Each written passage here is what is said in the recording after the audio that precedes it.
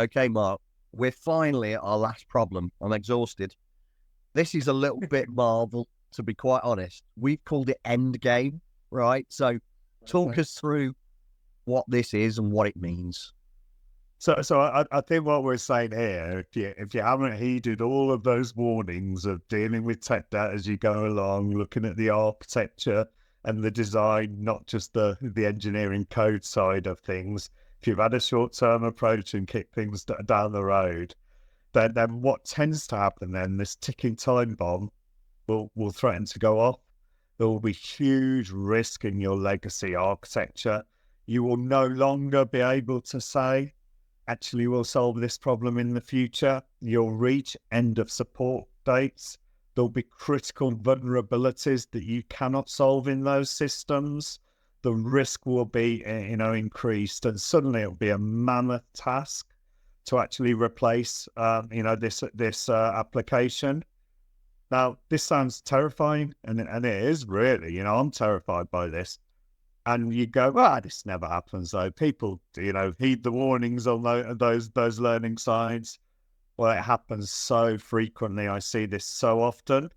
And what tends to happen then is it's not a project that gets formed. It's a program of work. It's a modernization program or a legacy modernization program where suddenly the whole focus of IT becomes about getting rid of this legacy, doing this technology upgrade. And what tends to happen then is they look at the problem, and because they haven't recognized those warning signs, they say, well, there's no way to coexist these systems. There's no way to integrate it. We need to go big bang, right?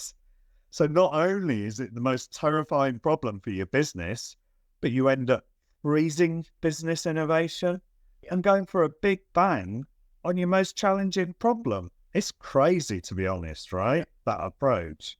So, any IT who is having to say to the business, oh, we've got a change freeze because we're doing a big upgrade, should be seriously looking at their architecture and say, how have we got to the state of doing this? I also see that the reason why it becomes a program is because it's too big for one product team to solve. Yeah. So, and then as people stream it, they will say, well, this team looks at the new system. This team will deal with coexistence. This team will deal with the data migration. Yeah. So suddenly the people who are trying to do the innovation and the new stuff, what, do they not need to care about the data that's in it or coexisting? Again, it's a crazy split in my view to split it like that. You're pushing the problems to teams who are not kind of reaping the benefits of solving those problems. So they find the simplest and easiest way to do it. And, at the end of, a program that might have been planned as 12 months, I'd say they normally take 2 or 3 years. I see this all over the place. The end of 3 years, we all celebrate. It was a great success because they reached the finish line. It doesn't matter that they're finished, while everyone else had already got changed, and gone up and added value. It was a success because the project said it was a success. Yeah. The business users will be exhausted. All of the manual testing they will have had to have done, data migration, verification, testing in coexistence and system integration environments. The business is exhausted, And if I was that business user, I'd be like, I'm not asking for any change again. We'll leave it for a couple of years and the cycle begins again.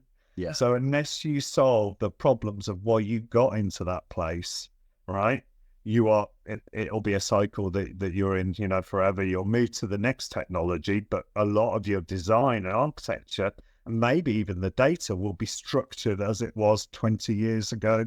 Yeah. Right. So you might think you've solved the problem, but it'll be back up. But maybe you'll be in a new job by then, right? Yeah. No, it sounds like the absolute burning building. You're losing people, you're losing bonuses, you're losing customers. It's just the worst case scenario, right? Yeah. Okay, Mark. So I've really enjoyed our conversation today. Setting up our next conversation, we're going to be talking about the answers to all of those problems. Okay. So hopefully our viewers will get a lot from that and we'll get some seeds for thought that might kind of change their philosophies or give them ideas for their own businesses. What I would say is we'd love to hear from you.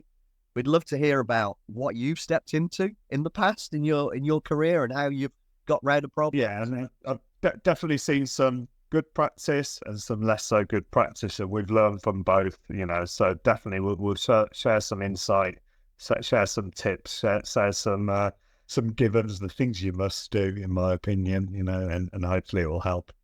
That's brilliant. Thank you very much, Mark, and I'll speak to you soon.